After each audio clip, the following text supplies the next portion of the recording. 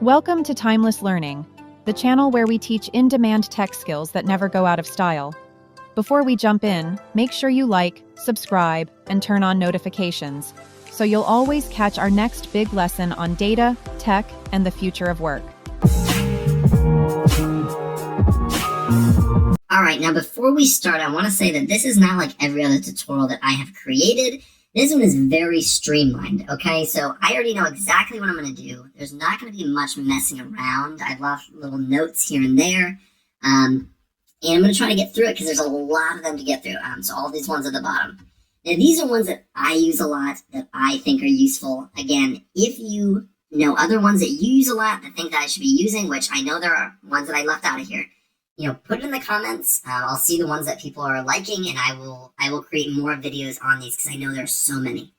I also will save this Excel on the GitHub, so you can go and download it. It'll be exactly what you're looking at right now. I highly recommend trying these formulas out for yourself so you can get a feel for how they work and how they're actually used, and you can mess around with it yourself.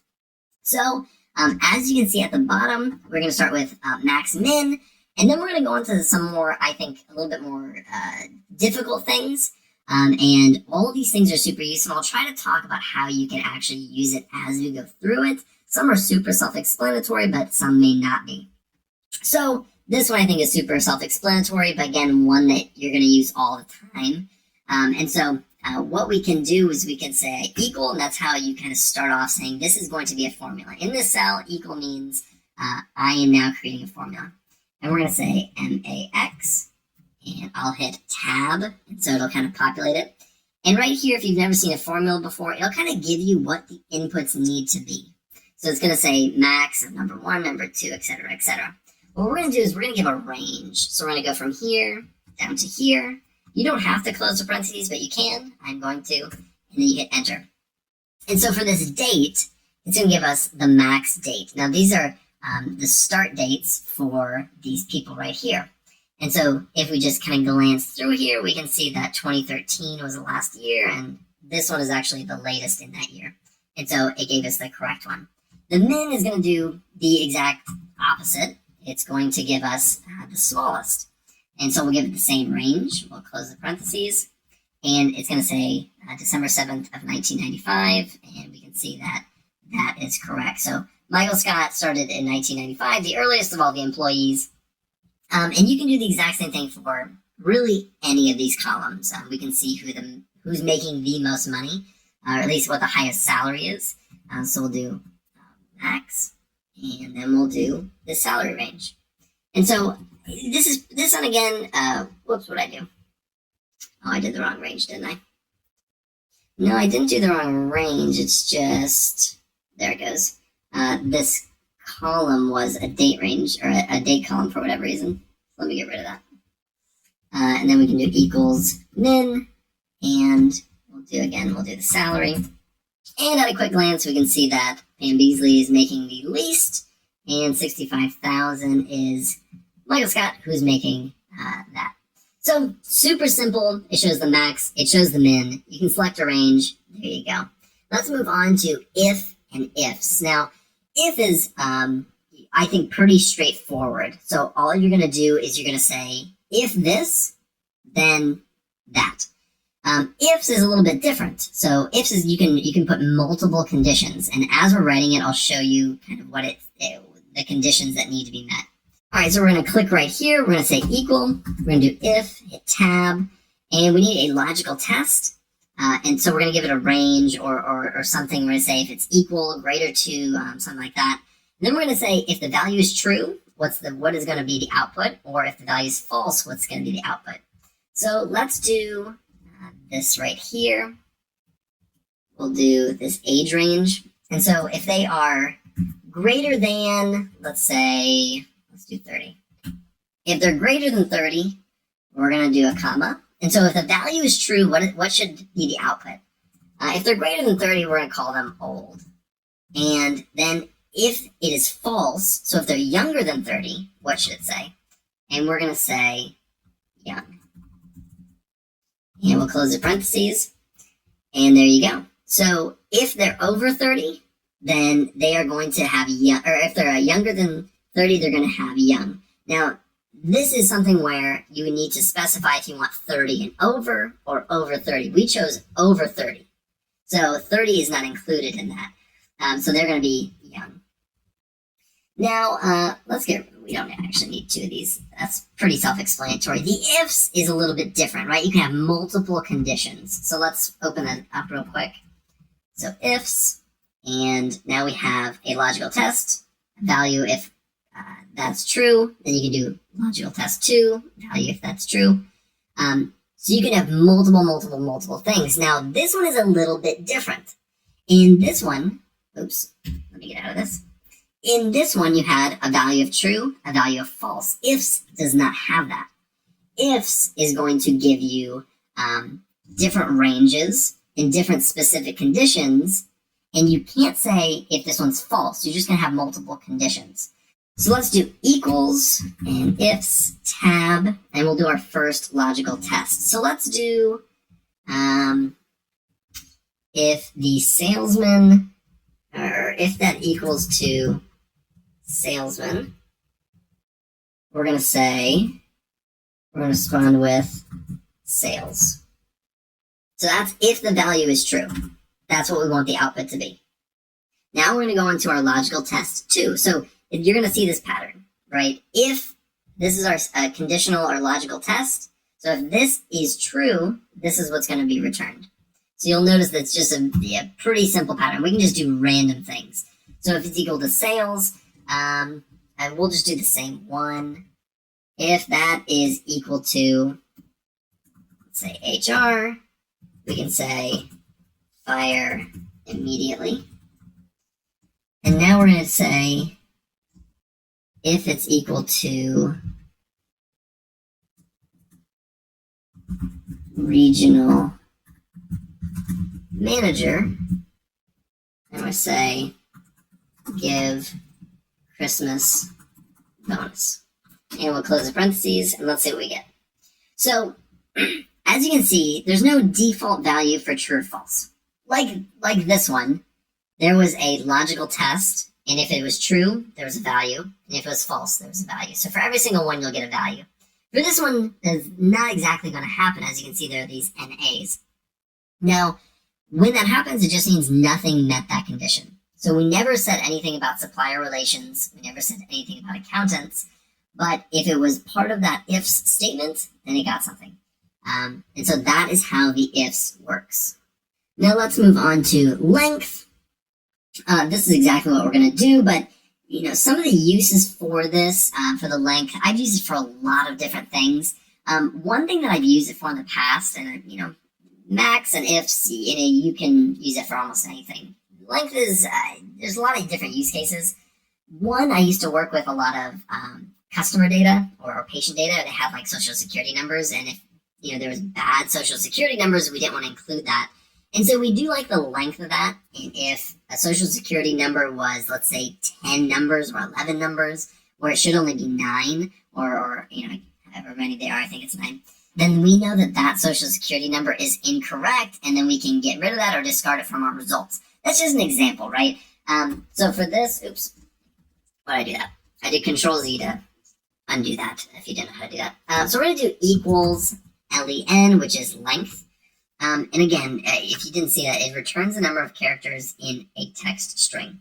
So let's go right here, and let's go to their last name, and we'll give it a range. So it's going to tell us how many characters are in that string. So for Halpert, it's 7 characters. For Flenderson, it's 10 characters. And we're able to see a length. And so again, there are a lot of different use cases for this. The social security number was one. Another one is phone numbers, right? If you look at the length of the phone numbers, and there's ones that are like 12 numbers long, those might not be ones that are accurate, and you need to go look at them and see if you want to include them in your results or your output. So that is how length is done. Let's move right over to the left and right. I might be going a little fast, but I'm keeping it live. I'm keeping us on our feet. So let's keep going. Left and right are kind of like substrings. If you've taken the SQL tutorial series that I've done, Substrings are where you can choose a certain part of the text string and you can extract data from that. And it usually have to reference a certain number, so a certain amount of characters. That's the exact same thing, except unfortunately there's no substring. There's substitute, but there's no substring. Left and right is really the closest thing that we have. So let's kind of take a look real quick and see what we can do. So we're going to do left, and it's going to say return the specified number of characters from the start of a text string. So we're starting from the very far left, and we need to choose our text and then choose the number of characters that we're going to be looking over.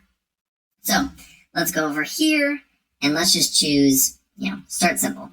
We'll get a little bit more advanced. So we have, this is our text range. So these are the ones that we want to look at. And then how many characters do we want to look forward? And we'll just choose 3 as an example.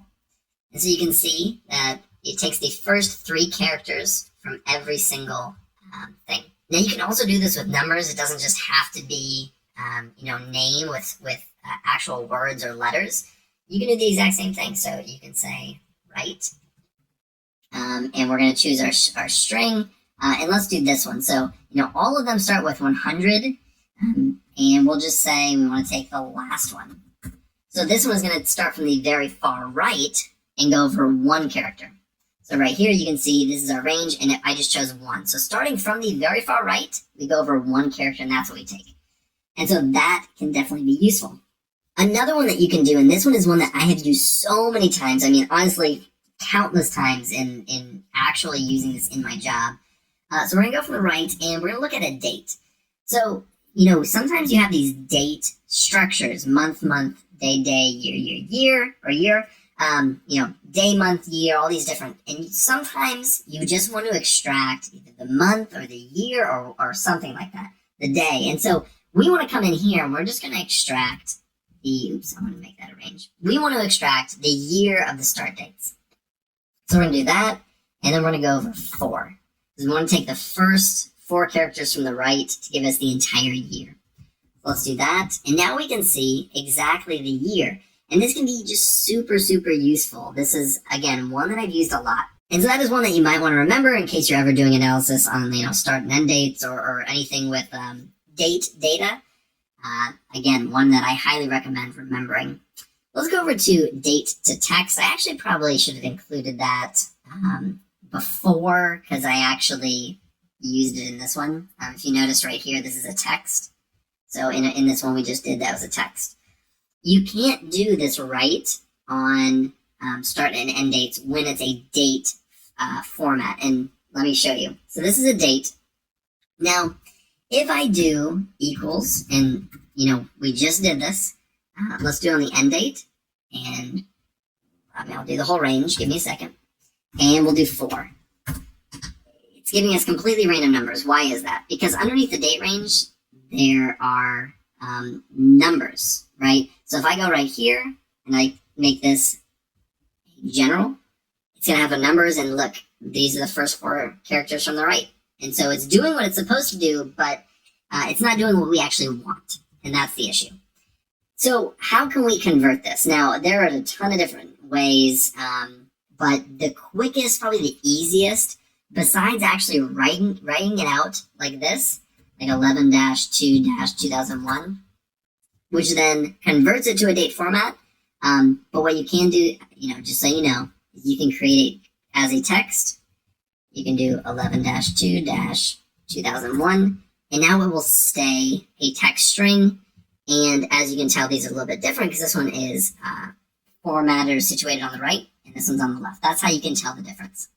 Now, if you don't want to do it by hand, completely manually, and waste hours of your time, you can do it in a very simple way.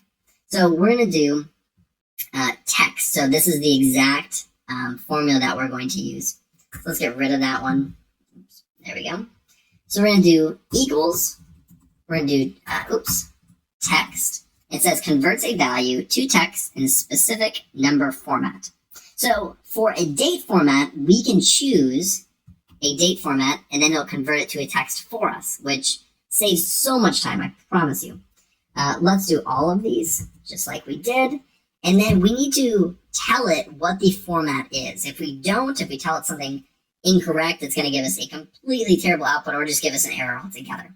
So this is a day, month, year format. And that is what we're going to do. So we're going to do dd/mm/yyyy and close that up. And there you go.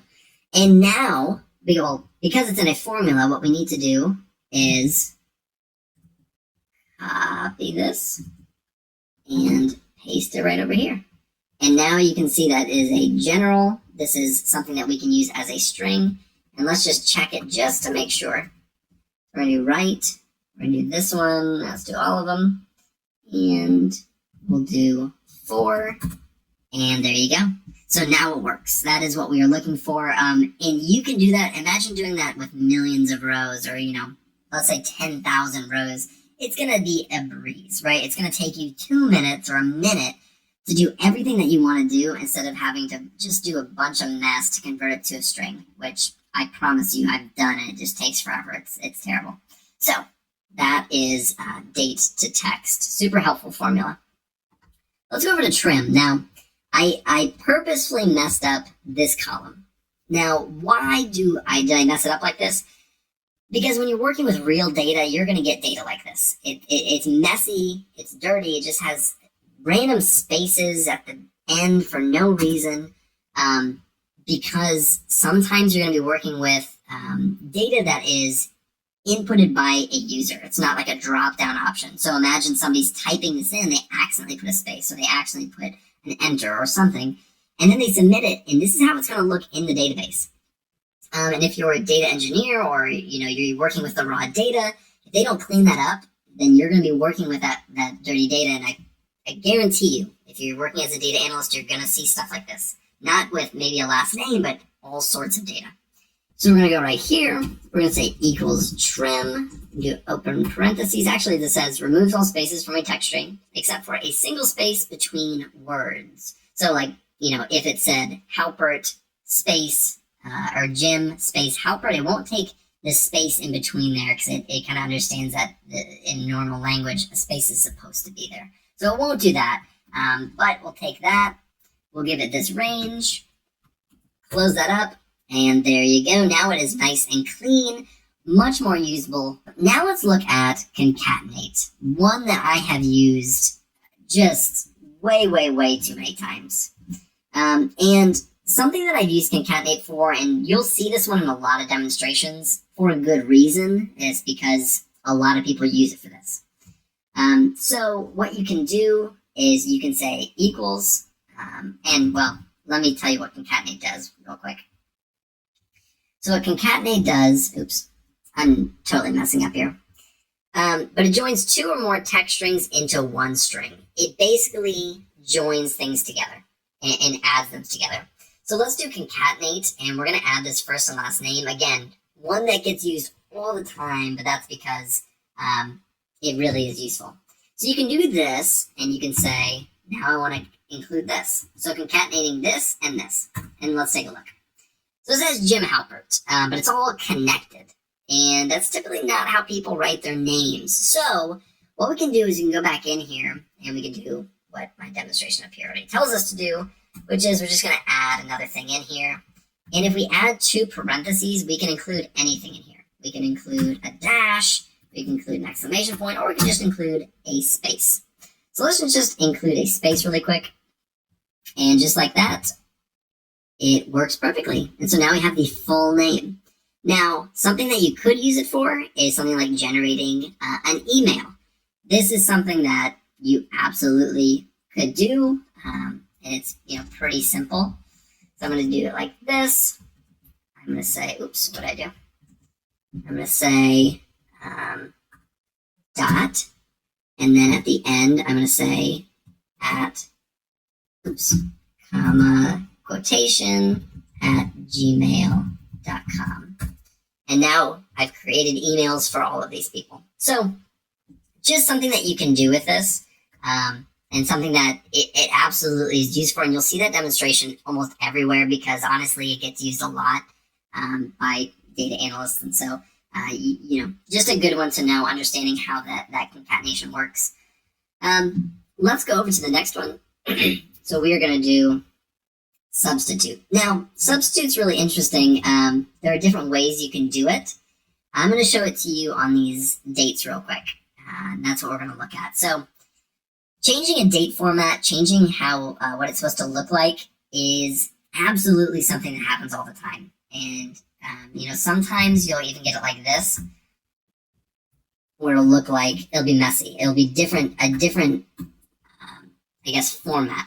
So this one has, all the other ones have slashes, where these ones have dashes. And, what you can do is, if you want to, well, let me actually go with the no instances real quick, because this one is actually makes the most sense. So we'll do equals, and we're going to say substitute. And let me say substitute replaces existing text with new text in a text string. So if we do an open parentheses, it says we take the text, we have the old text, we have the new text, and then we have what instance or how many times or what instance are we looking at, and I'll explain that in a little bit.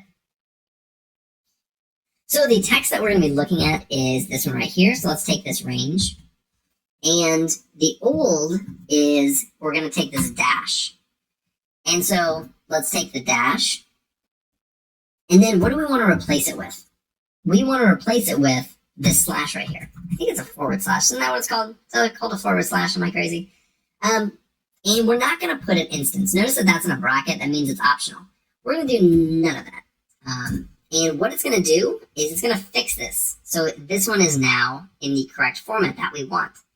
And that's fantastic. That's what we tried to accomplish given what we had. Now let's fix that. If we want to do the exact same thing, we can say, what are we doing? Substitute. We can do substitute. We can do open parentheses. We'll give the range. And now let's say we want to change all of them to a different format. So instead of the forward slash, I'm going to keep calling it that, if that's correct. We want to give it a dash.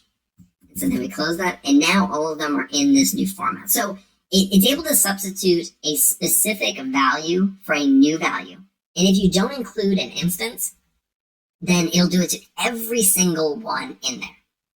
So let's go over here, and we're going to actually use the instance num, and I'll show you what that does. And so really quick, we'll do the exact same thing that we just did. We'll do the forward slash, and we want to replace it with this one again, this dash, but we only want to do it on the first instance of that forward slash.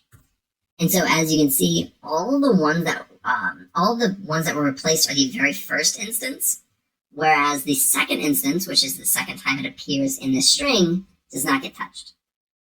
So if we take this and we put it right over here, and we move it to 2, it's kind of the opposite. So the first one wasn't touched, the second one was. So we're choosing which instance or which time it shows up in that string, and then it replaces it. If you do not choose an instance, it chooses all of them. So this can be super useful if you want to do like a bulk replace, but you only want to do it on a specific column, and you just want to use a formula really quick, right? And so you can use this in a lot of different ways. So that's how you're able to actually do it with the first instance, the second instance, and if you don't include an instance at all.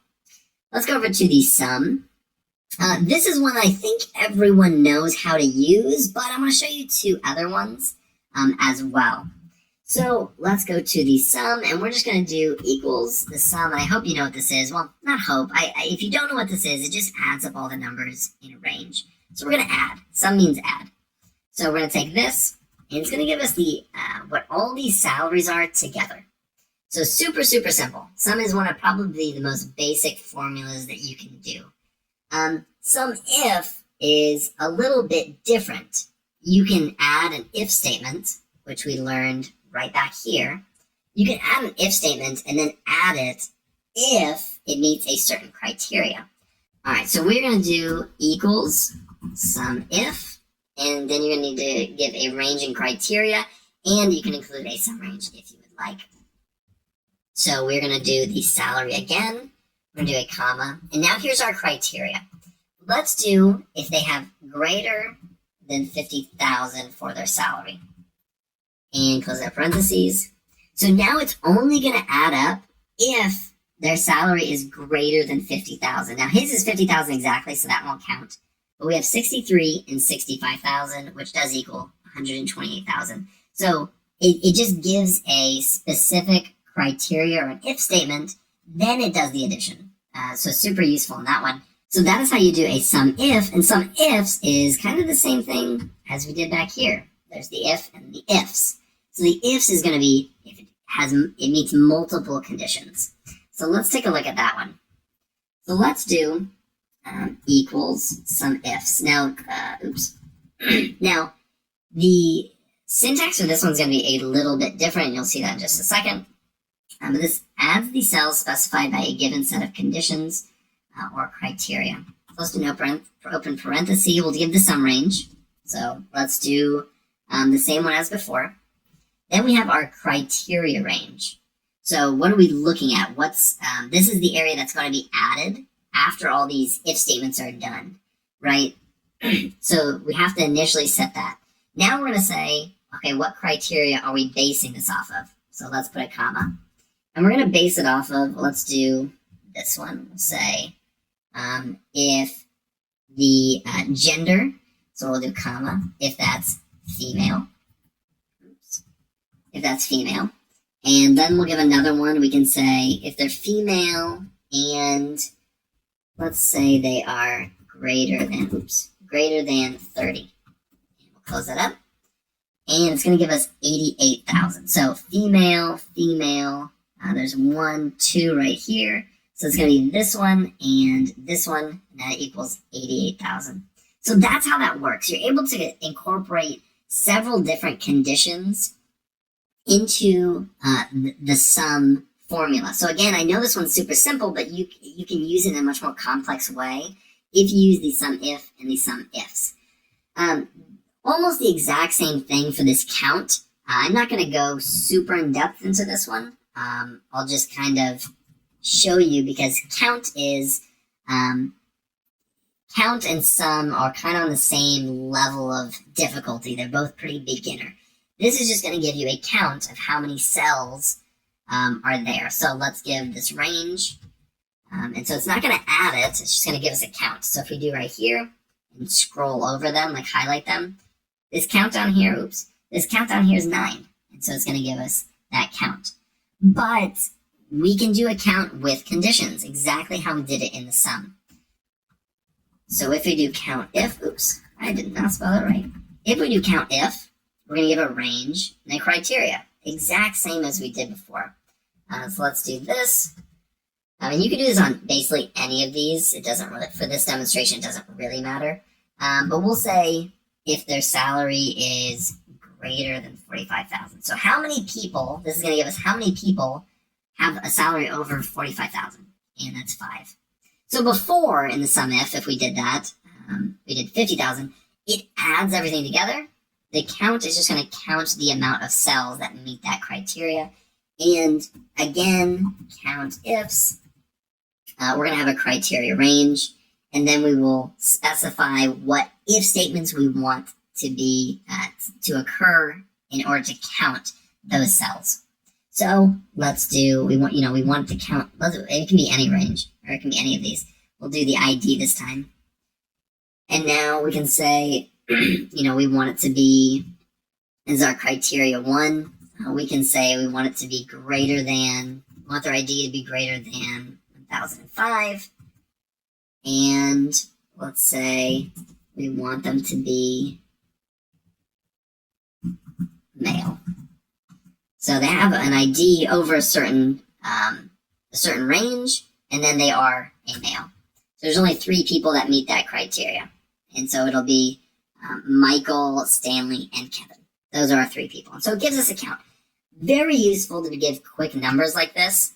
Something I genuinely use a lot. I know I've said that a lot during this tutorial, but that's because everything I'm showing you are things that I used a lot. So I don't feel like, I'm speaking out of turn here. Let's look at this one. This one is very, has some specific use cases. Notice that this is a text right now. If you do it when it is in a date format, it actually will not work. I mean, you can test it out yourself. You just gotta trust me, it's not gonna work. So what this does is it's gonna give you the range from this day to this day. That's what it's gonna do. So let's do, days. We want to choose our end date. So this is our end date.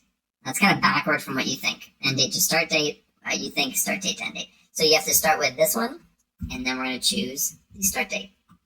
And now it's going to tell us how many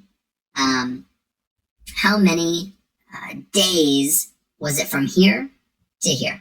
And this one, it's 5,056. So network days is extremely similar, except it takes out holidays and it takes out weekends. And you can see how many working days has this person, how many working days or network days has this person worked, not including, weekends and holidays, have they actually worked since their start date and their end date. So let's do network days, and we need our start date, our end date, and you can specify extra holidays if you'd like, but there are already standard set holidays in there that it takes out. So, if you want to do that, you can. So we're going to do the start date. Again, this one's different. This one says start date, end date. And then we're going to give the end date. And if you notice, they are going to be different numbers, dramatically lower because it's taking out weekends and holidays. So this is how many days, calendar days they've worked, and this is how many days they've actually been in the office and worked. And that is it. Again, there are so many formulas. I mean, literally hundreds of formulas that you can utilize and use and are out there for you to try out yourself. If there are specific ones that I did not cover in this video, please put it in the comments below so that I can, show you how to do these things. I will say I've probably used a majority of the ones that you're going to put in the comments already. And if I haven't used it, I'll take a look at it and see if it's really useful, and I'll show you that. So, thank you guys so much for watching. I hope that this has been helpful. I feel like a lot of these things are not things that I learned before I started. Almost all of these are ones that I learned while I was on the job. And so I'm hoping that you can get ahead of the curve and you can learn these things before you actually start, so that when you get in there, you're just like killing it with the formulas. And people are like, whoa, this guy knows what he's doing in Excel. Give him all the Excel work, and then you become like, just the Excel guy, and everyone, loves you for it. So, with that being said, thank you so much for watching. I really do hope this helped. If you like this video, be sure to like and subscribe below. I'll see you in the next video. Thanks for watching. If you found this helpful, please like, comment, and share this video with someone who's learning too. Don't forget to subscribe and tap the bell icon so you never miss another skill-packed lesson from Timeless Learning. Remember, the best investment you can make is in your own knowledge. Keep learning, because growth is timeless.